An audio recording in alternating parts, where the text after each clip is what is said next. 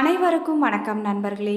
நாம் இன்னைக்கு இந்த வீடியோ பதிவில் என்ன தெரிஞ்சுக்க போகிறோம் அப்படின்னா, ஓதிமலை முருகன் கோவில் பற்றிய சுவாரஸ்யமான தகவல்கள். அதாவது இந்த மலையில் உள்ள முருகனை பேசும் முருகன் என்று அழைக்கிறார்கள். அப்படி அந்த பேசும் முருகன் என்று அழைப்பதற்கு காரணம் என்ன, ஓதிமலை முருகன் கோவிலில் அமைந்திருக்கக்கூடிய பல சுவாரஸ்யமான தகவல்களை இந்த வீடியோ பதிவின் மூலமாக நாம் முழுவதுமாக தெரிஞ்சுக்க போகிறோம். ஸோ இந்த வீடியோ பதிவை நீங்கள் ஸ்கிப் பண்ணாமல் லைக் பண்ணிவிட்டு பாருங்கள். மேலும் இந்த வீடியோ பதிவை நீங்கள் லைக் பண்ணுங்கள், ஷேர் பண்ணுங்கள், கமெண்ட் பண்ணுங்கள், சப்ஸ்கிரைப் பண்ணுங்கள். கூட இருக்க பெல் பட்டனை மறக்காமல் கிளிக் பண்ணுங்கள். அப்போ தான் நாங்கள் போடுற ஒவ்வொரு பதிவும் நோட்டிஃபிகேஷன் மூலமாக உடனுக்குடன் உங்களை வந்து சென்றடையுங்க. இப்போ வாங்க வீடியோக்குள்ளே போகலாம். வீடியோக்குள்ளே போகிறதுக்கு முன்னாடி உங்களுக்கு முருகப்பெருமானை ரொம்ப பிடிக்கும்னா முருகனுக்கு அரோகரா, வெற்றிவேல் முருகனுக்கு அரோகரா, வீரவேல் முருகனுக்கு அரோகரா என்று கமெண்ட்டில் 3 முறை பதிவிடுங்க. சத்தியமங்கலம் அருகே 25 கிலோமீட்டர் தொலைவில் உள்ளது ஓதிமலை. இங்கே பழமையான முருகன் கோவில் அமைந்துள்ளதுங்க.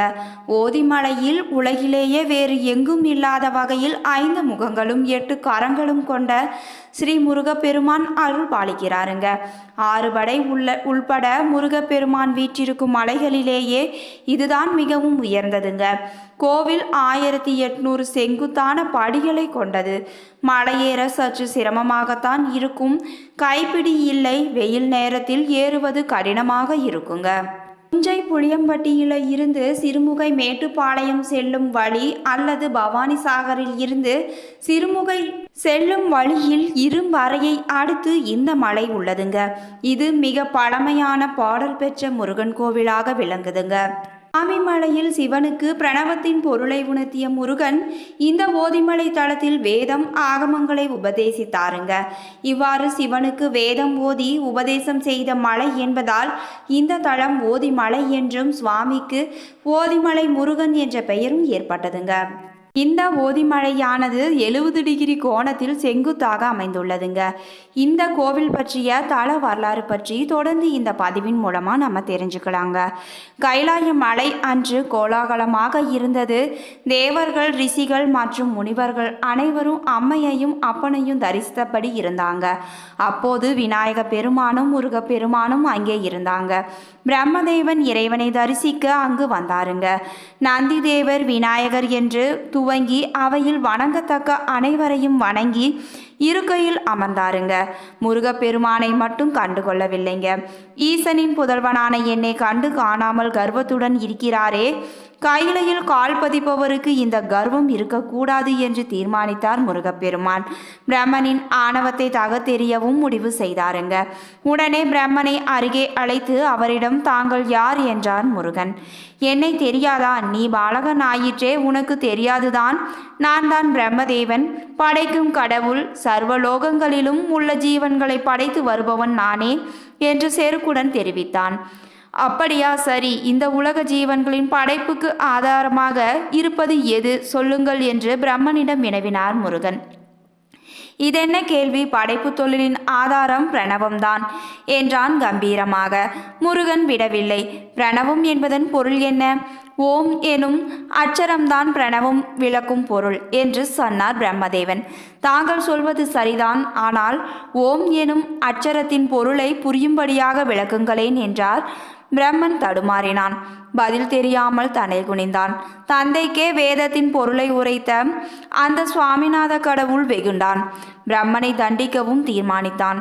படைப்பின் மூலமான ஓம் எனும் அச்சரத்தின் பொருளை விளக்க முடியாதவர் படைப்பு கடவுளாக இருப்பதா? அதற்கு உமக்கு தகுதி இல்லை என்று சொல்லி அவரது தலையில் குட்டி பூலோகத்தில் இரும்பு கம்பிகளாலான சிறையில் அடைத்தார்.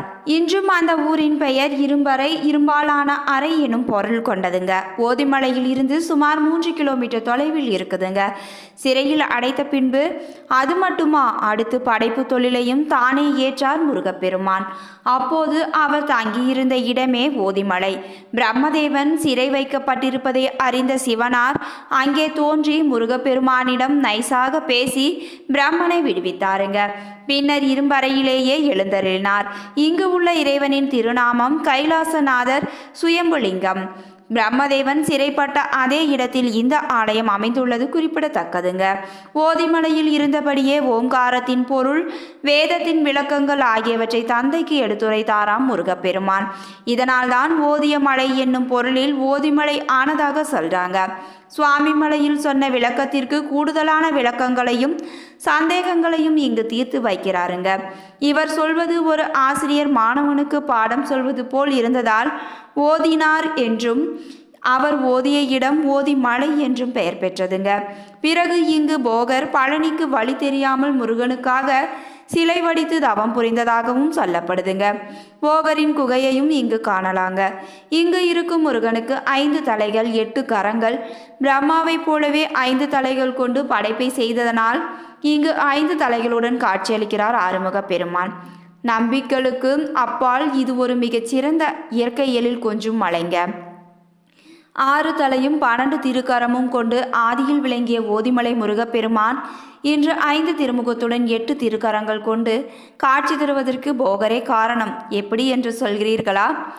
இந்த பகுதியில் 3வது யாகத்தை முடித்த பிறகு போகருக்கு தரிசனம் தந்தாராம் முருகப்பெருமான்.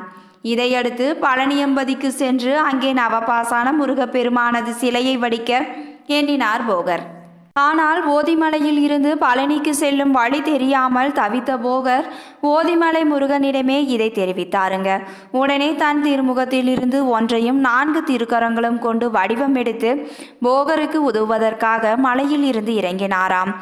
எஞ்சிய 5 திருமுகம் மற்றும் 8 திருக்கரங்களுடன் இங்கு காட்சி தருகிறார் குமார சுப்பிரமணியர் முருகப்பெருமான். போகரும் பின்தொடர்ந்தாருங்க. ஓதிமலையில் இருந்து சுமார் 4 கிலோமீட்டர் தொலைவில் உள்ள கிராமத்தை அடைந்ததும் பழனிக்கு செல்லும் வழியை போகருக்கு காட்டி அருளிய முருகன் அங்கிருந்து மறைந்தாருங்க. குமரனது அருளை போற்றியபடியே பழனியை நோக்கி பயணித்தார் போகர்.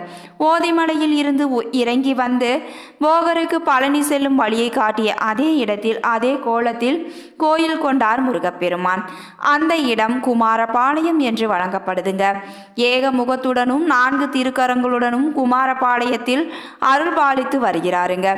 இன்று பல்வேறு உடல்நல பிரச்சனை உள்ளவர்கள் மாதம் ஒரு முறை மலையேறி வந்தால் பெரும்பாலான பிரச்சனைகள் தீர்ந்துவிடும்.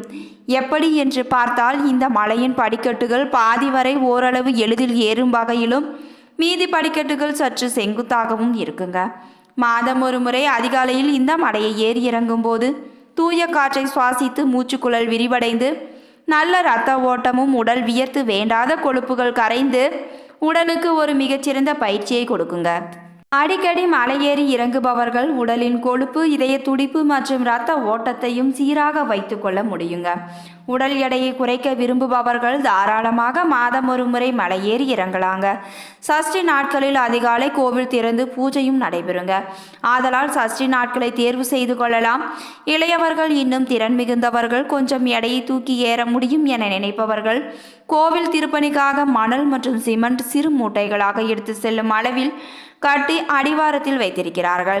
உடல் பயிற்சிக்காக அவற்றையும் மேலே கொண்டு சேர்க்கலாங்க. கோவிலுக்கு போகின்றவர்கள் தயவு செய்து தனி வாகனங்களில் போக வேண்டாம்ங்க. இன்னும் இந்த மலை இயற்கை சூழலுடன் இருக்கிறது. பேருந்து அல்லது மிதிவண்டியில் சென்று வாகன புகையை தவிர்த்து சூழலை காக்க வேண்டுகிறோங்க. மலையின் உச்சியில் ஈசான திக்கிலிருந்து பார்த்தால் அடிவாரத்தில் இருந்து 2 கிலோமீட்டர் தொலைவில் ஒரு பகுதி மட்டும் வெண்மை நிறத்தில் காணப்படுங்க. இது பூதிக்காடு என்று அழைக்கப்படுதுங்க. இங்குதான் போகர் முருகனை வேண்டி யாகம் நடத்திய இடங்க. இங்கு மண்ணே விபூதியாகி வெண்மை நிறத்தில் இருக்கும் விபூதிக்காடு தான் காலப்போக்கில் பூதிக்காடு என்று அழைக்கப்படுதுங்க. இங்கே சிறிய குடில் அமைத்து அதில் கல்பீடம் வைக்கப்பட்டு இருக்குதுங்க. இத்தலத்தில் பக்தர்கள் முருகனிடம் எந்த ஒரு காரியத்திற்கும் பூ வைத்து உத்தரவு கேட்கிறாங்க. அதன் பிறகுதான் ஒரு காரியத்தை நிறைவேற்றவும் செய்கிறாங்க. இதை வரம் கேட்டல் என இப்பகுதி மக்கள் கூறுறாங்க. ஓதிமலை அடிவாரத்தில் பிள்ளையார் கோவில் அமைஞ்சிருக்குது. அதனைத் தொடர்ந்து மலையேற படிக்கட்டுகள் ஆரம்பமாகுதுங்க. பச்சை பசேல் பின்னணியில் மலையேறுவது மனதுக்கு மிகவும் இதமாக இருக்குங்க. மலைப்பகுதியில் ஏராளமான மயில், குரங்குகளும் பல வண்ண பறவைகளும் இருக்குதுங்க. இது சித்தர்களின் இருப்பு கொண்ட மலைப்பகுதி என ஆத்ம சாதகர்களால் உணரப்பட்டதுங்க. பிரம்மாவை முருகன் இரும்பு அறையில் சிறைப்படுத்தியதால் இவ்வூர் இரும்பறை என்றே அழைக்கப்படுதுங்க. இப்போ நீங்கள் ஸ்க்ரீனில் பார்த்துட்டு இருக்கிறது கருங்காலியாலான மோதிரத்தை பார்த்துட்டு இருக்கிறீங்க. இந்த மோதிரமானது முழுவதுமாக பித்தளையால் செய்யப்பட்டது. மேலும் அட்ஜஸ்டபிள் டைப்பில் செய்யப்பட்டிருக்குதுங்க. இந்த மோதிரம் முழுவதுமாக தங்கத்தால் முலாம் பூசப்பட்டிருக்குதுங்க. இந்த மோதிரத்தின் விலையானது வெறும் 250 ரூபாய் மட்டும்தாங்க. கொரியர் சர்வீஸ் தமிழ்நாடு முழுவதும் 50 ரூபாய் சார்ஜ் செய்யப்படுதுங்க. உங்களுக்கு இந்த மோதிரம் வேணும்னு நினச்சிங்கன்னா ஸ்க்ரீனில் தெரிகிற வாட்ஸ்அப் நம்பருக்கு வாட்ஸ்அப் பண்ணி இந்த மோதிரத்தை நீங்கள் வாங்கிக்கலாங்க.